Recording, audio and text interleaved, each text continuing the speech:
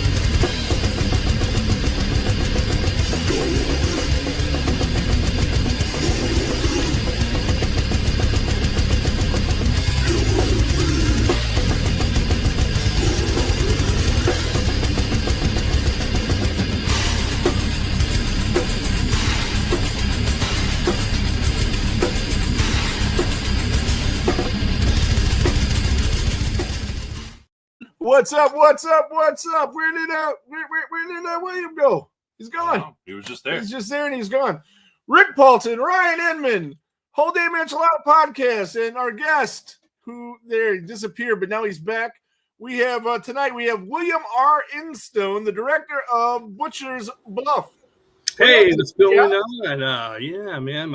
Apparently my laptop died, so we're back and plugged in now, so we're good. Plugged in. All right, that's cool. What's up, Joshua? What's up, Nita, JP? All kinds of people in the chat. Right on. So how's it going tonight, man?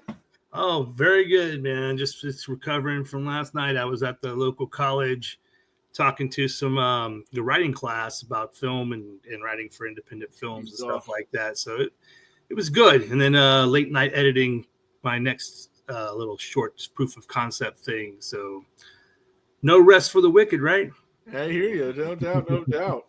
So me and Ryan just got finished watching Butchers Bluff, which is available on Amazon. It's available on iTunes and where else? DirecTV, Xbox, Google Play, YouTube Movies. Amazon has a delay actually right now. It's for whatever reason it's not streaming on there like it's supposed to. It will eventually get on there. I'm not sure what's going on with that Amazon, but there's plenty of other places you can find it. Most people are watching it on Apple TV and DirecTV, but YouTube Movies now has it, so that's been a pretty big one we're hitting right now too. Right on, yeah. I that's what I have it on is iTunes. So we just stream it to cast it to the big screen over there. It's good stuff, man. Really dug it. So we were able to do that, unlike that damn Tyson fight on Netflix. Oh yeah, when we were crashing, and nobody's connection. Oh, that was wild. Yeah, we were trying to watch it from his house and through here because you can like load up other apps and watch through here, but right. Apple would not let me do that because of rights issues and stuff. I was like, all right, well, you suck. Right. So this movie it has some pretty big names in it. You got Jeremy London from Mallrats fame. Mm-hmm. Paul Taylor, who was this is the Paul Taylor that is on Hellraiser, right? The newer Hellraiser. Yeah, he was Pinhead in Hellraiser Judgment. Yeah, we met him last year. Yeah, we met him at Ohio Terracon. This is a good dude. Brink Stevens, and in my opinion, the highlight of the whole movie, Bill Oberst Jr. I wasn't familiar with him from anything else. Really? You've never seen Circus of the Dead? He looks so familiar. He looks familiar, and he was in Three from Hell. Yeah, which I just watched recently, but I don't really remember him. He's the guy who catches them. He's like with his wife, the hunters, tells him to get up, and he has the shotgun on him. That's okay. Oh yeah, he was a fucking he was definitely the highlight of the film in my opinion. That dude for sure. And the dialogue that the way he was delivering the dialogue was just like it was good, man. He was really good. Yeah, he's a gem, like I said, for any independent filmmaker. If you can get Bill in your movie, he's going to elevate the quality because everybody steps their game up when he's in their room. He just brings something, and I was very fortunate to have him on board in Butchers Bluff, and he'll be back for my next film, Goldilocks. So yeah, I see. Speaking of Goldilocks, we can get it later, but you changed the name of it. I thought it was Caught in My Eye is what you originally. I thought it was the name, but then that's for marketing purposes. We're going to go ahead and ride the wave of all the fairy tales, even though we're not a fairy tale film. Right, yeah. You get the scream boat, which is fucking cool as shit. That's the Fuzz on the Lens guys. They're they're awesome, dude. If you ever get a chance to talk to them. Yeah, I'm friends with a couple of them on Facebook. The Levy's, right? Michael Levy's. Yeah, they're super cool dudes, man. And that's cool. And then they have we might try to get them on because I didn't know that they did Screamboat. I know that I know David was in it, but I didn't know that they were the ones doing the film. Yeah, they're producers. They're producers on it, and they were on Terrifier and Stream. Stream is a great movie. But anyway, hey, it's fun, dude. I liked it. I thought it was great. I didn't hate it. I like parts of it. I like the kills. I like the comedy of it. So the comedy was fun. I don't think they explained what was going on enough. Yeah. I didn't get that. I haven't watched it a second time. I think if I watch it a second time, I'll like it better. By the end, they wrapped it up. You got to get it. But that wasn't why I hated it so much. Oh, to each his own. Everything's subjective. Believe me, after reading some of the reviews that I've gotten, it's just like, whoa, shit. Okay. I'll be real with you. I actually voted Stream is the worst horror movie of 2024. Oh, okay. Well, that says a lot. Well, that's just what I was doing. There's like this role on the Mickey Mouse characters and Popeye, and then there's Neverland. They're playing on Peter Pan. Yeah, I seen that. So I thought, hey, Goldilocks would be something cool we could throw in. We just use the name. I've been calling him that anyway. He was already I remember, killer. So let's just let's play on that, and for marketing purposes, I think it might help us in the long run. And talking to some other producers, they all liked the idea. It's simple. It's one word. It looks good on a poster. That's what I was saying to Ryan. I think it's definitely catchier. Definitely. And definitely, he told me, I'm like, it's a way better name for a film. Yeah, and I've seen the guy that you've been going to conventions with. Is he the guy playing the killer in the films, or is he just like? Yeah, no, he is. Okay. Yeah, he looks good. Thanks, man. Definitely looks good. Yeah. We shaved his head and got him looking like the Beast from Split now. So it's pretty. He's pretty much taking on the character and rolling with it. We just shot some stuff recently, and he was definitely in character. It's pretty damn cool. Right on. So how far along are you with that? Oh, with that, we're done with the 20-minute short film proof of concept that we're going to be using to raise funds. Okay. So it's basically very loosely based on the first few pages of the script, with a little bit of added stuff that's not necessarily in the movie, but kind of. Well, it would probably be shot a little bit more in depth, and but we just wanted to kind of give people a taste of who he is, what he's about, and what we're trying to do with it. So yeah, we thought that'd be a best way of doing it. Try to get in the film festivals and get people talking about it, and see if we can eventually get some funding on it. Right on. Well, we're affiliated with Erie Culture Fest. They were Ohio Terracon last year, but they changed the name. Okay. It's a newer con that's out in Cleveland. And they're taking submissions for movies, so you might want to enter it in that. It's still in post. I still got quite a bit. I got to do the sound effects and the music. And the next horror convention that they're doing is in September, so you got time. Okay, great. Yeah, that sounds good. There's a time you might be. That one's more horror oriented too. The one next month is a little bit of everything. Yeah, it's mostly they're doing like a pop culture convention in April with like one horror guest who also it's Leslie Hoffman, who was from Nightmare on Elm Street, the hall monitor, but she was also in Star Trek. So did a million stunts. So it works better for that. That hall monitor was one of the scariest scenes when I grew up, saw that film. For whatever reason, having Freddie's voice come out of her mouth really freaked me out, because I was like 5 when I saw that movie, 6. I had no business being in a movie theater. It was the 80s, man. My babysitter took me. I just did an interview with her the other day. It's going to air on the night of the draft because we're going to be off that night, and we're going to just play that instead. But she was saying that she had no idea that Robert's voice was going to come out of her mouth until she's seen the movie. Yeah. So she said that freaked her out a little bit too. Yeah. So what's the reception you're getting for this movie so far? It's going pretty good, or? Oh yeah, mostly positive. Again, like most folks, I said it's subjective. Either the biggest critic has been the runtime. But I needed to tell a story, man. And I just felt like, maybe in hindsight I could have trimmed a few things down, but I needed to tell the story. Also, I'm a man of my word, and some of those scenes featured people who paid quite a bit of money to be in the movie on Indiegogo. I couldn't just cut them out. Absolutely not. So that would hurt you in the future for funding movies. Right. So there are scenes in there. If you feel like, is this scene really that necessary? It's because it has people in it that paid to be in it. Okay. You know, and there's a whole scene I could openly admit. I won't say it, but there's a full scene I could cut the whole thing out and it would still make sense. Yeah. Probably save me 7 minutes. You know, but what 7 minutes really? That's what I'm sitting there thinking, like, okay, it's just 7 minutes of somebody's time. And it does tell us a little more information. Everybody in that scene, besides the core crew cast, paid to be there and help film this film. So I felt obligated to make sure that they were there, you know. 7 minutes is about half a Tool song. But, you know, I had I was talking to college last night, and several of the students watched the film before I got there. And, you know, they said, you know, and these are younger people, and they're just like, movies are longer now, so I didn't really have a problem with it. And I was like, yeah, they're Marvel movies usually, not slasher films, but I just have a hard time telling a short story. I always have. We wouldn't know how long modern slashers are because we don't have any. You know, that's why we were so happy to have this, and I was so excited when I first seen your idea. Wasn't Terrifier 3 more than 2 hours? Yes, it was. Terrifier 2 was like 3 Terrifier days. 2 was like over 2 hours. hours. Jesus! It felt like it. I think three might have been just under 2 hours. It might be. I'm thinking 157 is what I'm thinking. Pretty close though. Yeah. And the Terrifier 2 gave me permission to do it. That's why I kind of looked at it, because I was hurting for a while. One of the producers I had in the film was like, man, we got to keep it under 2. It needs to be 145. And then Terrifier 2 came out at 2.5 hours. Like, dude, if they can do 2.5, I can do 2. Come on. 30 minutes less.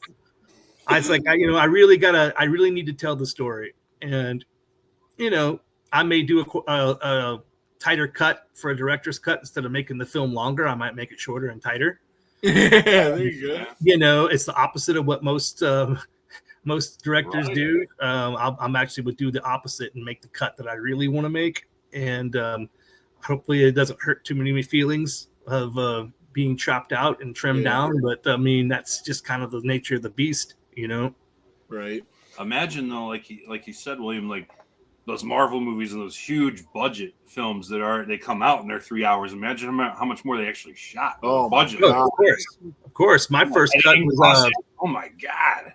It was 2 hours and 45 minutes was my first cut. Wow. Okay. So I had to trim 45 minutes out of it. And it was like, I was explaining to the kids yesterday, I mean, in the nicest way of saying it, but then the most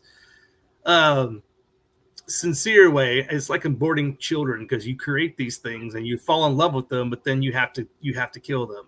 So,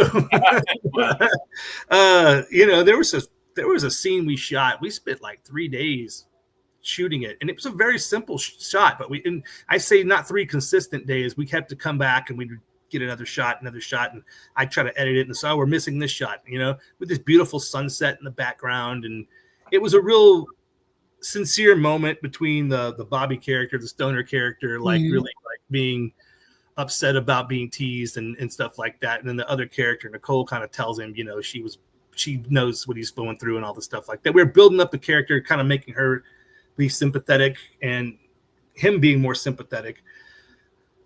But I was like, you know, he already is. We don't need that. I was looking at it, and I was sitting there looking at it. I was like, you know, it's a great scene. It's beautiful. It looks good. But for pacing, there's no reason to have this. And so I was able to trim quite a bit out with the build up to that scene and the scene itself.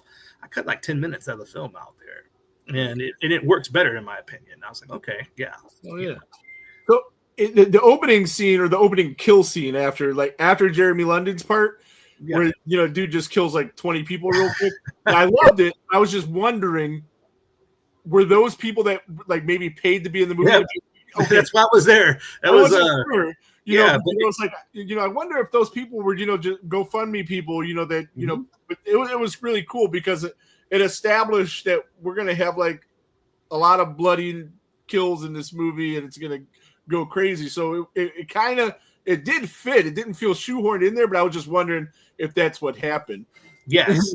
Yes, that was it. It was, basically people paid to get killed in the film, and that's the thing with these modern horror movies. I tried to do it for Redhead 2, but the time didn't line up, unfortunately. Yeah, I mean, I figured, how could we put that in there? And if they couldn't act or whatever,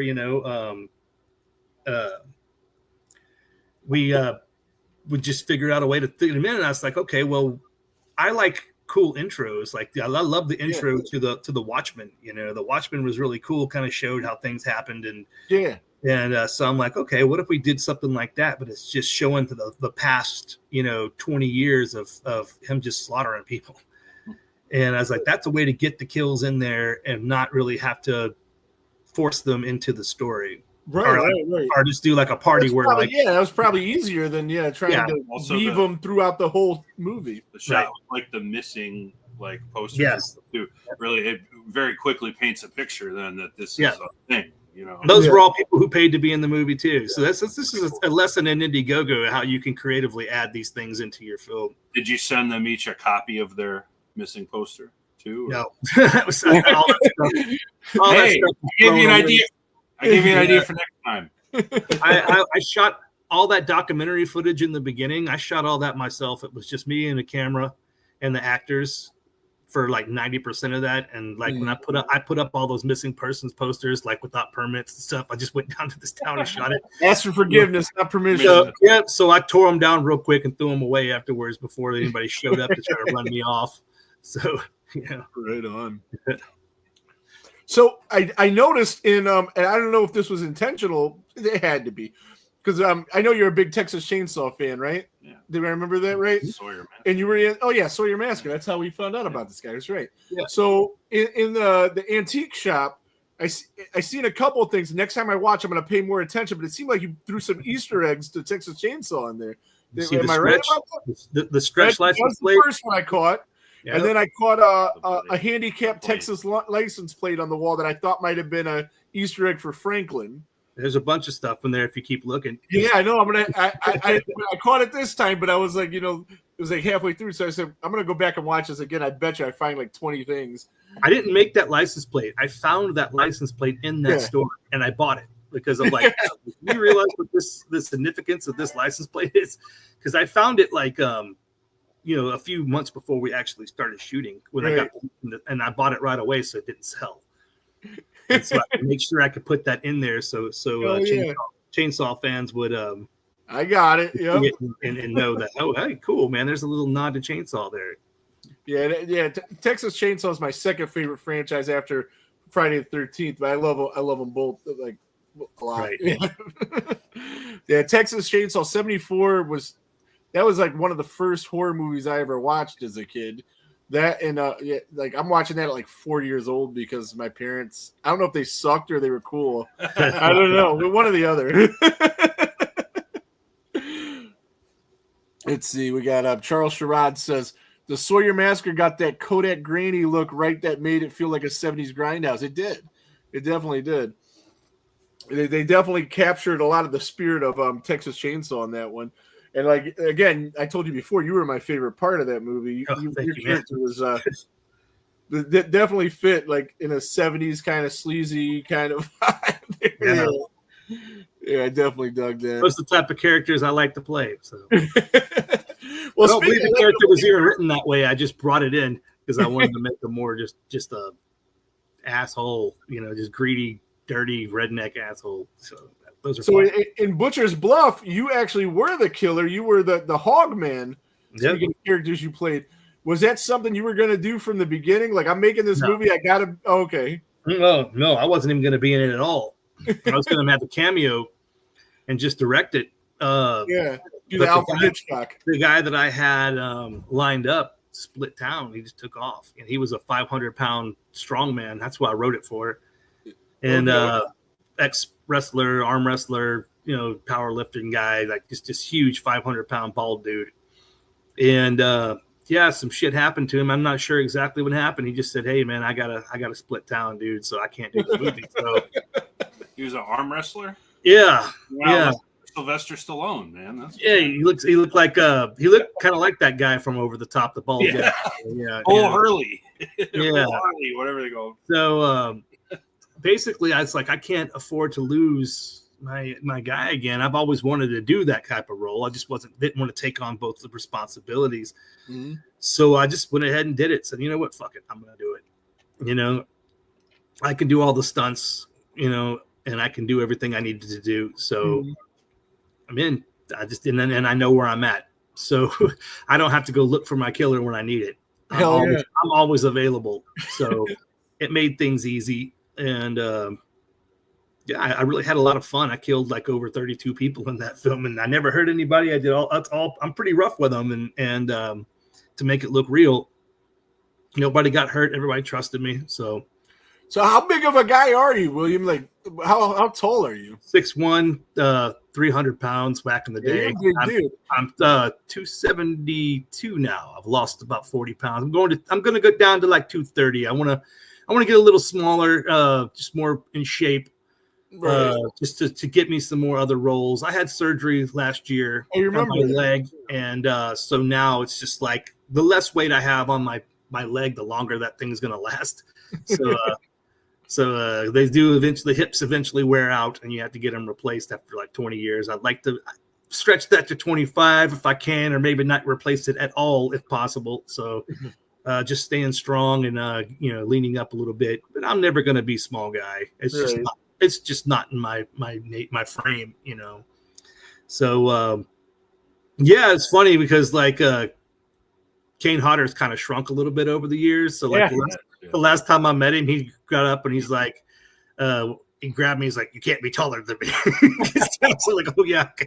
It's just like, yeah, because he's gonna have to add to those lifts. Yeah, he has those big lift boots on, and so yeah, our last photo together, he like pulled me down a little bit so we could be the same. Last time we met, he actually just had surgery. He couldn't even get up. He was he was having problems with it with his knees, I think. Yeah. It happens. I mean, the man's 70 years old, so he's done 10 million stunts. Oh God, everything the abuse of dad's body's done. Yeah, obviously that's going to happen to you. Mm-hmm. So, like Hulk Hogan lost like 5 inches of height from all the back surgeries that the dude has had over the years. Yeah. So, yeah, it's crazy. It's just those guys, man, they put themselves through the ringer. I like doing stunts, but I'm also very selective on what I'll do, you know. Right. Because I don't want to fuck myself up. Now with the hip, I've been very, very selective. I'm like I can do some things, but you know, I'm not falling unless I have a mat now. Back in the day I was crazy and I was like, hey, we don't need a mat. Let's get this in a wide shot so you can see me hit the ground. You know. Yeah, I always said like if I ever could direct a movie, I'd want to put myself in it either as the killer or to get killed, or maybe even both. No, I just want to get killed. I try not to die too many times in my films. My mom won't watch them. I'd rather work behind the scenes, but if I had the chance to get killed by like Jason, yeah. Well, yeah, if it's Jason for sure. Right on. So, ask a question, Ryan. Now, when you made this, and acted behind the mask, do you take a different approach to it as you do in roles without a mask on? You mean like acting? Well, yeah. And there's something. I mean, if you listen to what Jed says about, there's something about a mask. I love those lines. Yeah, a lot of that was. That wasn't the mask. That was when he was dressing like a regular person. That was the mask. that was that line. The monologue was written between both me and Renfield, the co-writer. But that whole part about the mask changing you, that was me, because that's what I felt like when I put the mask on. Nice. Because it changes you. It lets you be. Then the saying, man's never something about he's never more free than when he's put a mask on him. I got that. I actually got that as a quote. That's actually a quote from someone else. There's a bunch of stuff mixed together in that little monologue. That whole thing about the mind, it changed him, and you're more free to be who you are. That was just something like when you put the mask on, I was the Hogman, and I hated them. I hated those actors, and I visually would put it on, and I would think about actually killing those people in real life. Right on. Yeah. Did you who made the costume? That's what I was going to ask now. The co-writer Renfield made the mask, and I made the jacket and everything else. I weathered out, did all that stuff. So yeah, that mask is badass, man. Yeah, he worked well on it. We went back and forth. We were going to make it out of real pig stuff at first and bones, but then the first guy I was telling you about, who was going to be the Hog Man, was a vegan, so he wouldn't wear any leather. He's 500-pound strong man, but was a vegan. It was crazy. So he's How like, are you saying that? I remember the first time we talked, you saying that. Yeah. He's like, he couldn't wear leather or anything, so we decided to make it out of burlap and corduroy. That's actually not leather on the mask. It's corduroy, but it looks like leather. But once he was gone, we actually added some leather stuff to it. We have the tusks are not resin. They were going to be resin. Now they're real tusks. And the ears are real pig ears. So we upgraded it, but I already liked how it looked with the burlap and the whole nod to Jason Part 2, which is one of my favorites. Actually, probably my second favorite in the series is Part 2. What's your first favorite? Jason Lives. Nice. Him too. I think Jason Lives is the birth of the zombie Jason. Right, absolutely. And CJ arguably is the best Jason. No, he's definitely way up there. Yeah, he's number 2, if not number 1. I may give it to Kane just because he's done it more than anyone else, and some of the things he did, the breathing and the hands-on. I like in Part 7, Kane would just kill him with his bare hands, and that was Part 7. Something I took. Monster. Yeah, and the look, the look of Jason. I think it's the best look for sure. So rotting spine sticking out. Yeah. So it's real close between them two, but I really liked the sackhead Jason because, for one, he was just a normal guy. That's my favorite. That's my favorite. He got beat up and stuff and was able to he's vulnerable. He was clumsy, and it didn't make him this invincible monster, which is something I tried to do with the Hogman as well. Leatherface was the same way. He was just a human. So you could hurt him. You could get away from him. He was not, he's just kind of a mentally challenged, overweight kid, that's protecting his house, which is something I did with Butchers Bluff. If you just stayed away from the property, Hogman won't kill you. Right. Yeah, absolutely. But again, they went out and antagonized him. So he pissed him off. So he went to the house and killed him. That's kind of why he did it. A lot of people ask me in some of the streamer, why does he go to their house and do that when he doesn't, when anyone else? Well, they went out and antagonized him. Yep. Well, at first he was just watching them. He wasn't doing anything. He just watched them. If you killed Sackhead Jason's mom, though, he'd look you up in a phone book and come to your house. Yeah, that's. I kind of pretend that didn't exist. That's the only thing I don't like about Part 2 is where the hell did Jason drive a car and how did he get there? He'd find this girl was, that was kind of like, I just kind of trip up to Connecticut, folks. I'm going to pretend that didn't happen because that was just kind of ridiculous. It didn't need to happen. They didn't even need to mention it. They could have started completely from the new camp and it would have been fine. Well, it's a good thing too. That whole, scene at the beginning before the credits is so short in Part 2. I mean, yeah, just poor Adrian walking around with a phone. What's up, Patricia? How you doing? No, it's fuck, man, you made me forget what I was going to say next. I have a tendency to do that to a lot. So I noticed that to me it seemed like a lot of the people in his family were kind of, at least they reminded me of Texas Chainsaw. Totally. Mm-hmm. Like the guy in the yard really reminded me of the hitchhiker. Yep. And he's a mix of him and Chop Top. Yeah, he's kind of the combination of the they're two. twins, so yeah, that makes sense. Yeah. And of course, Will Oberst didn't necessarily remind me of him, but sort of like in every Texas Chainsaw, they have like the guy that's like in front with the people, but really is fucked up behind the scenes. Mm-hmm. And if you notice, I put him in a khaki shirt, which is a nod to Drayton Sawyer in the first movie. Yeah, he reminded me of Drayton a little bit, but he also reminded me of like Arlie Ermy. Yep. Is it Arlie Ermy later? Mm-hmm. But not exactly, just like like some couple things picked from him. And then the little midget guy, I don't know where he fits in, but he's my own little nod to it, because what's great is having a perverted dwarf. I mean, you need that in your film. Exactly. Patricia, this is William R. Instone, the director of the new movie Butchers Bluff, which you can get on iTunes. Soon it'll be on Amazon, delayed on Amazon, DirecTV currently, YouTube video, YouTube, whatever it's called. It'll be on physical media April 15th if you want to buy Blu-rays. And I do. Stuff. You can buy them from me or you can buy them from Amazon. They will be, Amazon does have the release date for physical media. For some weird reason, they're not streaming it right now, but they do have the physical media date put up when they're going to start selling them. I just had 20 copies that the distribution company sent me, and I sold every single one of them at the Cult Classic Convention here in Bastrop. I numbered them, so a lot of people have some collectibles right now because I numbered and signed each one of them. Nice.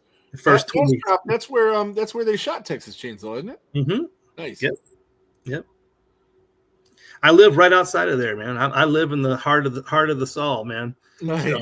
So I can go to all those locations whenever I want. I've seen all of them. It's fun. Yeah, I got to get down there, man, someday. Texas is a little bit more of a hike than Blairstown is. We went up to Blairstown a couple times. That's a 6-hour drive. I can do that. So awesome. Yeah. Have you been to Blairstown? No, I've not.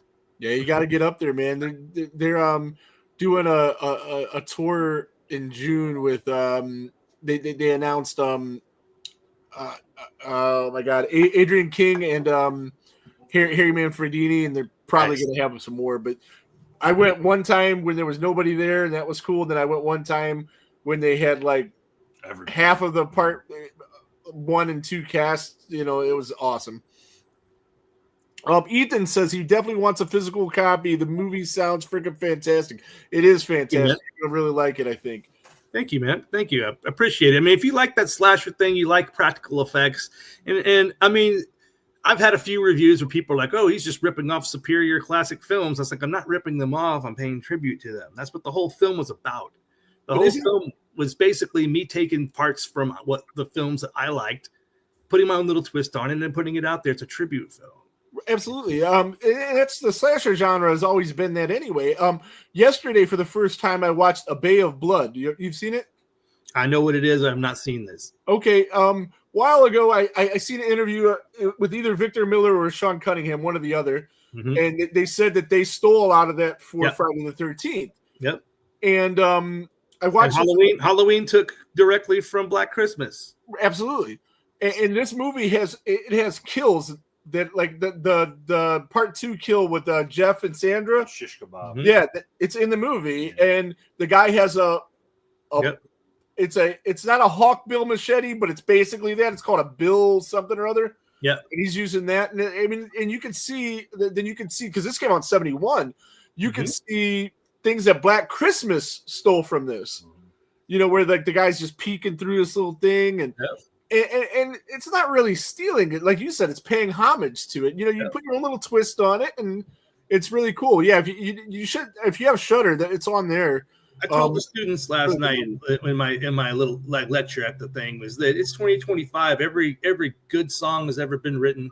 Every good story has ever been told. It's already been there. It's already done. You only can take what's already been done before, put your own little thing on it, and make it your own. That's all we can do. Everything's been done. Right, absolutely. Let's see. JP says he'll be in Texas this coming month. Where are you going to be at, JP? On tour, I would imagine. Well, I know he's going to be on tour. Where specifically? Texas is a big state. JP's in A Killer's Confession. Are you hip to A Killer's Confession? I have a band. Yeah, it's a really good band. Cool. I like the name. You ever heard of Mushroom Head? Fuck yeah, dude. Mushroom Head's awesome. Okay, Waylon Revis, this is his new band. Okay, yeah. Mushroom Head. And actually, they have Stitch is in the band from Mushroom Head. He's in A Killer's Confession now. And they're releasing a song tonight at 9:00. What was the name of it? In Case of Emergency. You were supposed to remember that. That was your job.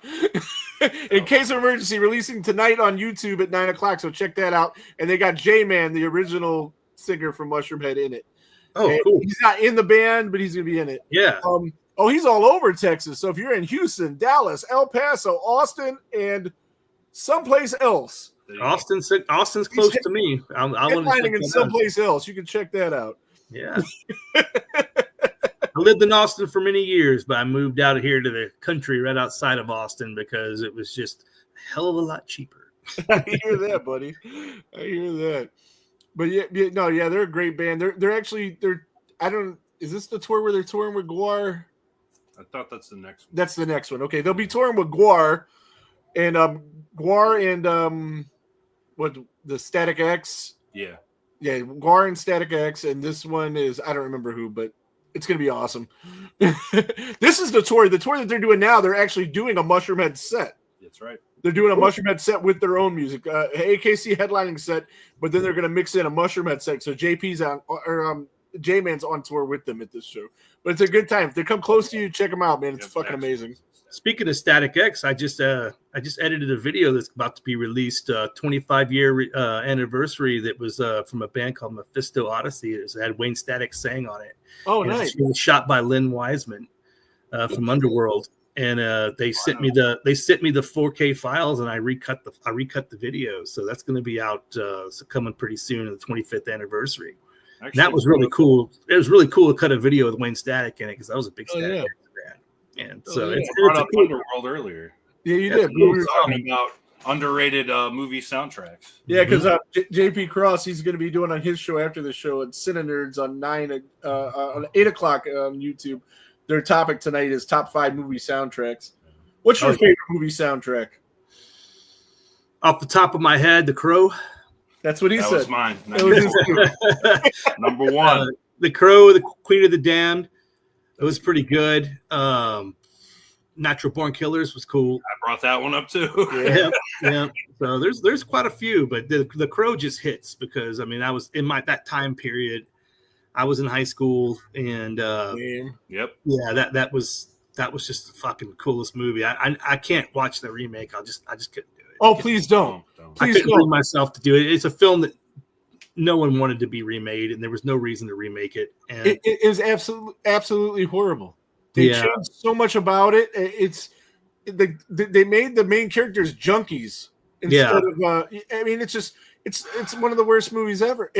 Over and out, like what I reviewed it because I had to go watch it. I came back and somebody in the comments said it took them longer to die in this movie than Brandon Lee, and Brandon Lee did it for real. Well, that's a bad taste, but okay. I couldn't help it, dude. I laughed my ass off. Yeah, it's absolutely horrible. No, please don't ever watch it. It's the worst movie I've ever seen. I gotta think. All that budget, and I mean, you got Bill Skarsgård, who's a good actor. Good actor, yeah. I don't know. Some people said like if they would have did a different Crow story, maybe it would have been more acceptable. Because you probably would have, because there was a comic book character with a junkie character that had tattoos that they. Oh, there was? I didn't even know that. Yeah, they do that guy. Yeah, they based his look off that comic, not the Eric Draven comic. They should have just done his story. His story was interesting. Absolutely. Then it wouldn't have got hated on out of the gate. People would have accepted that because it was a different story. I was talking to James Obar about it. I met him, and he said, "I read the script, and that was just about it." he was not happy at all. Yeah. Well, Bill Skarsgård's on my list right now, anyway, from that piece of shit that came out last week. So. Oh, Locked. Oh, it's terrible. He did not like Locked. It's terrible. Okay. I didn't see it. I've never heard of it, so I don't know. Came out Friday. Yeah, it's got Anthony Hopkins and Bill Skarsgård. Right. I thought, good actors. Like, how can you miss with that? They missed. Yeah. Well, 90% of the movie takes place inside of an SUV that's sitting in a parking lot. Kind of paint themselves into a corner. Yeah, the concept of the movie is you got this piece of shit thief guy. He's walking by, seeing if cars are unlocked to steal stuff from him, and this really nice. Very expensive luxury SUV. It is open, so he gets in it to rifle around to see if he can steal anything. And the guy remotely locks him in it and then tortures him in the SUV for trying to rob him. So it sounds like, to me, I didn't watch it, but it sounds like it's probably like an okay movie that just, it's something to do to pass an hour and a half of your time. Well, the performances were fine by the two of them because they're both very accomplished. Oh, God, yeah. It just, you paint yourself into such a corner when you limit the movie to this much room. And there'll be people who like it, though. The thing is, what I'm learning again is everything's subjective. Absolutely. It's just both of the audience. Both of the characters suck, though. There's no one to root for. They're they're both garbage people for different reasons. Like, it's just ew. Yeah, some people like vanilla, some people like chocolate. As I they like say. strawberry. There you go. Ryan's a very harsh critic. He really is. So I will reserve judgment. But a lot of other people I do know that aren't as harsh of critics also didn't like it so much. I'm not going to go to the theater for that one. Usually I go to the theater for everything, but I'll wait to see this one. Well, you've been kind to me so far. So I mean, if you hated my movie in real life, it's okay. Understand, I had only a small amount of money to work with, and we did it over a long period of time. I did the best that I could with what I had.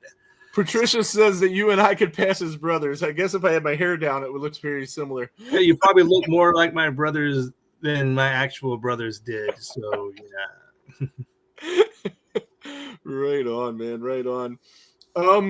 So how many times has this movie played in like a real theater? I believe it was 6 or 7 that we did screening wise. I did a lot of test screenings, and I just wanted to get people's feedback while I was doing the editing process, and letting cast and crew get the experience of doing Q&As and feeling like they've seen their movie in a movie theater. And there's something to that, especially the very first time. Mm-hmm. First time we screened it with the Alamo Draft House was amazing, dude. I sold every one of the screenings out, all 6. I'll say that 6. It might have been 7. We'll just say 6. And we sold them all out. And we have a really good testimonial video. We had people, asking people questions when they came out of the theater about what they thought and their opinions and everything like that. So it was really cool getting that feedback. And each time I watched it in a theater, I kind of got what was working and what wasn't, and trimmed and edited. And that's kind of where some of the editing process comes from. A lot of independent filmmakers don't have that luxury. I mean, even they do, because they don't have a studio breathing down their neck. No one's rushing them to release their movie. Mm-hmm. I really feel like you should do a couple of screenings, go ahead and finance it somehow. It's not that expensive. It's not cheap, but it's not that expensive. And get feedback, and then go back to the editing bay and edit your film to kind of, you'll know when you're sitting in the theater, what's hitting and what's not. So what was that like seeing your creation on the giant screen? You as a movie buff, I'm sure you go to the theater. Proud dad watching your kid graduate high school or something like that, or winning the Super Bowl or some shit. It's you put everything into a film. It took me 5 years, almost 7 years, if you consider writing, into this movie, and then to finally see it on a screen, and again to have the response, people laughing where they're supposed to laugh, cringe where they're supposed to cringe. Horror fans obviously talk to the screen most of the time, so having them do that. hearing the pervert guy like, oh yeah, when they see the boobs, it's good. It's good, and to get a standing ovation. I had a standing ovation in my first screening, and there was over 300 people in there, so it was pretty freaking awesome. And then to have the Q&A and to have people actually engaged in asking you the questions and being genuinely interested in what you did, it's just a feeling of, it's really hard to explain. It's the reason why I continue to do what I do, because we obviously don't do this for the money, because there's not any in it. So there's a good and bad about doing indie. Technology has made it to where anybody with drive can make a movie, but just because you can doesn't mean that you should. Yes, we've seen a few of those. And we have oversaturation of the market now. So it's with the oversaturation of the market and so many indie filmmakers being just so willing to give their movie away, because all they want really is just to see it, no fault of their own. They just want to see their movie out there on streaming sites, but they're basically giving it away, which kind of screws us who are trying to make a living doing this. Right. We now, distributors are just content collectors, and they're again, I could say this, they're making content, not art. And I don't want to, I'm not pointing anyone out. I'm just saying in general, it's really making it tough for us to make money and get guarantees when we put our money out, to the distribution company. A guarantee or advance is something that they give you up front. It's like, it's basically the distribution company's like, okay, we know we're going to make some money with your film, so we're going to go ahead and give you an advance Mm-hmm. in good faith. That's definitely getting rare and more rare nowadays. When I first started making Butchers Bluff, it wasn't uncommon to get $50,000, $100,000 advance. Oh, wow. That's extinct now. That doesn't exist anymore. By the time I finished it, it was gone. You weren't getting that. So we got a little. We did. It wasn't what I hoped for, but it was a little, and but it was not enough to even really cover the debts that we had. So now we just kind of rely on streaming and sales, and hopefully, that's one of the things I pushed with the distribution, to not go directly to Tubi or any of those like ones where you make like pennies every time somebody streams it. Right now you have to rent it or buy it digitally.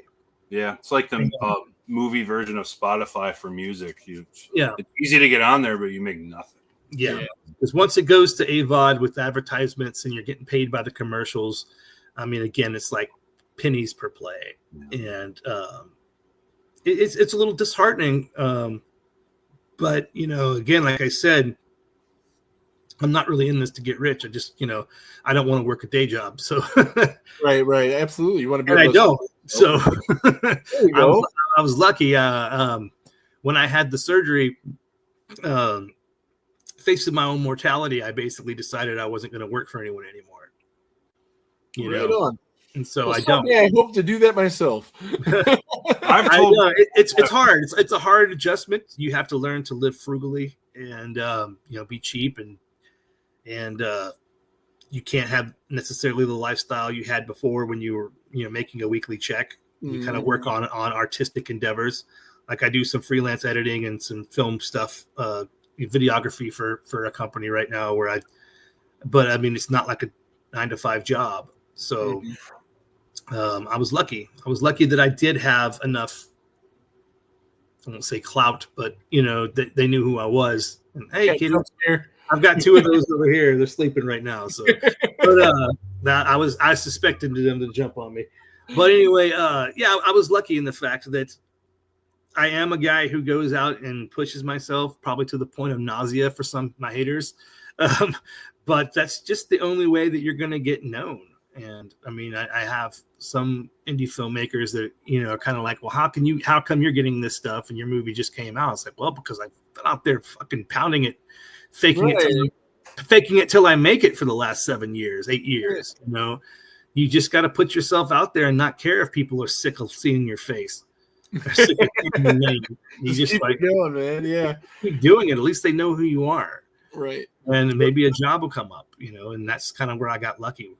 Right on. So, I know you used to be in bands, right? If I remember right, a long time ago. Yeah, I was trying to be a musician, but that shit just didn't work out. Okay, so my question was going to be, seeing your film on the big screen versus playing on a stage in front of people, which is a bigger thrill? Probably the screening the film, because it's a long process to get there. Yeah. Playing live is instant gratification. Okay. And so it's really cool, and it's a different feeling. I actually missed the shit out of that, to tell you the truth, because it is instant, especially when you have like people get really into what you're doing. But when you've worked on something for so long, I see JP Cross. I'd rather be a film.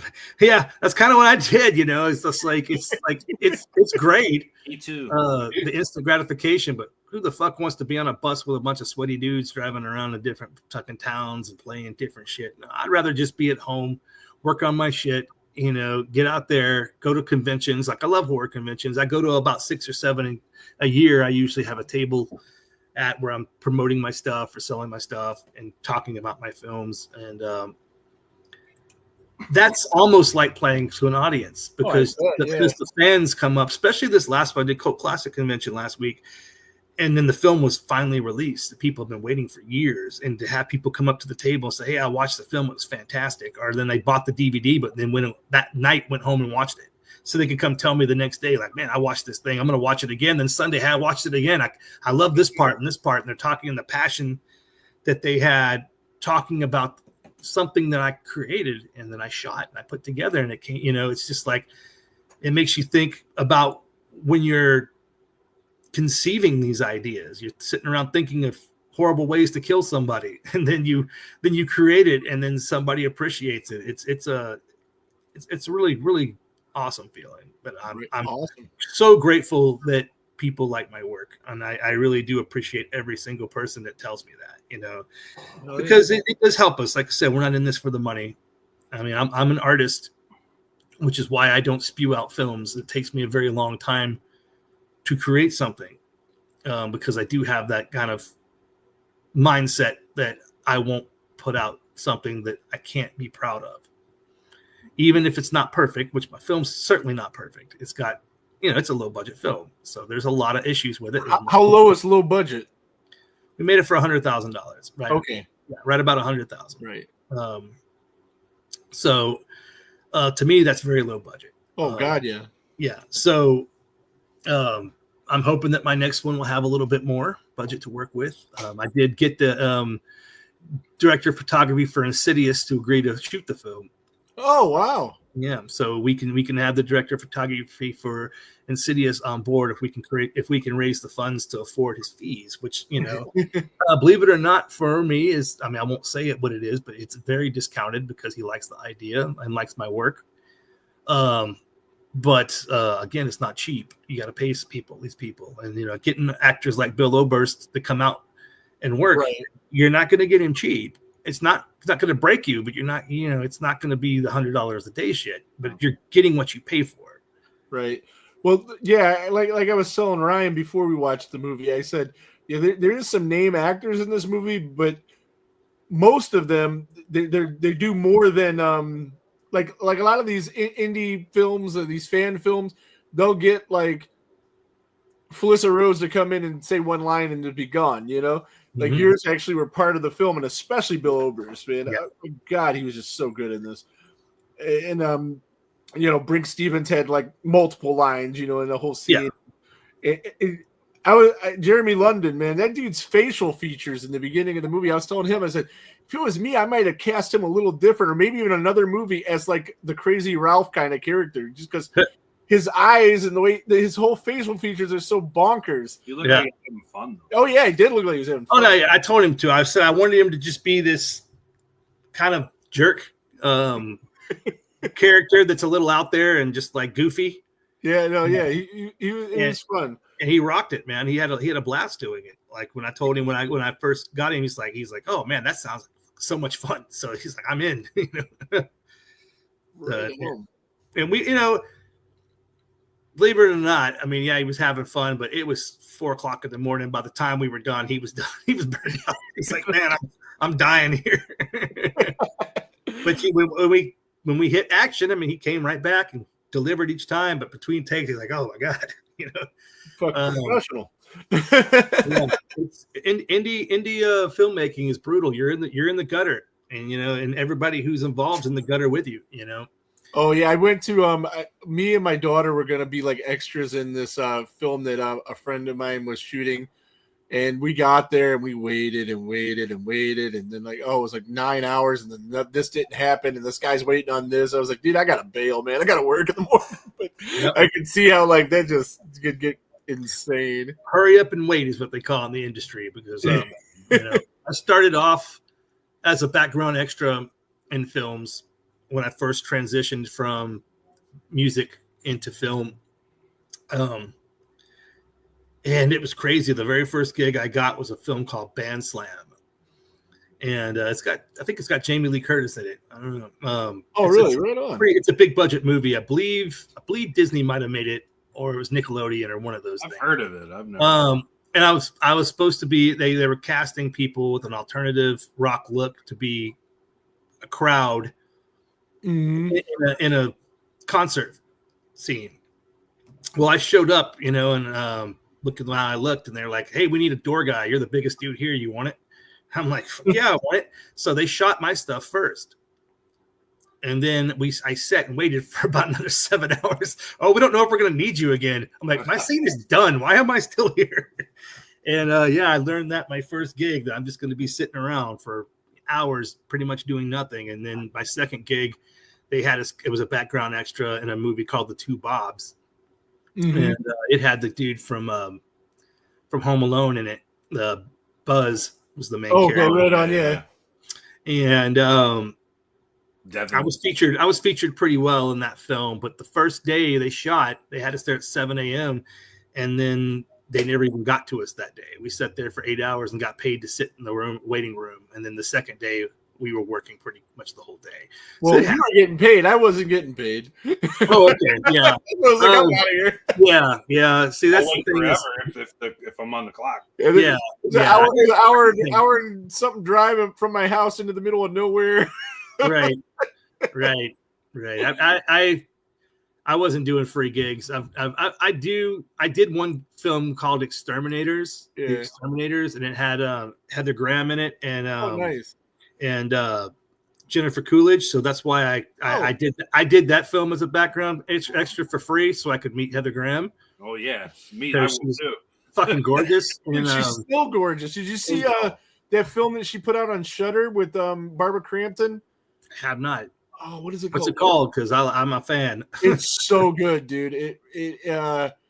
I'll text you later the name of it. Unless somebody knows it in the thing. But it's Barbara Crampton and her, and it is really, really cool, man. She's like 50-something. She's like 50-something, and Barbara Crampton's damn near 70 or whatever. Yeah, and they both are amazing in it. I got to meet her and Jennifer Coolidge, and it was so cool.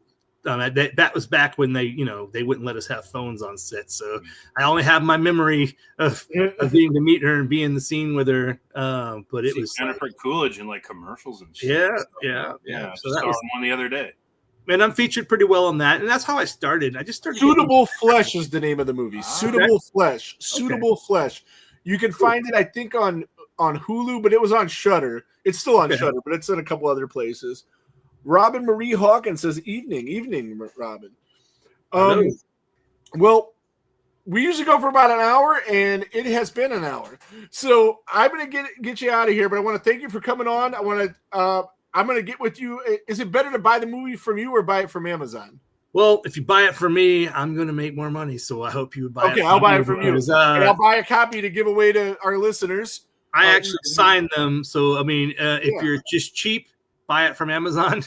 No. I'll buy it from you. I'd rather get from me directly. Yeah, I'll sign it for you and send you some extra stuff that I usually like throw in there to make it worth your while. Right on. So I'm gonna get 2 copies, one for myself and one to give away on the show. Thank you. Butchers Bluff official fan page. Butchers Bluff, follow us on Facebook. You can keep up with what's going on, and then Goldilocks movie. It's on Facebook, and both of them are on Instagram as well.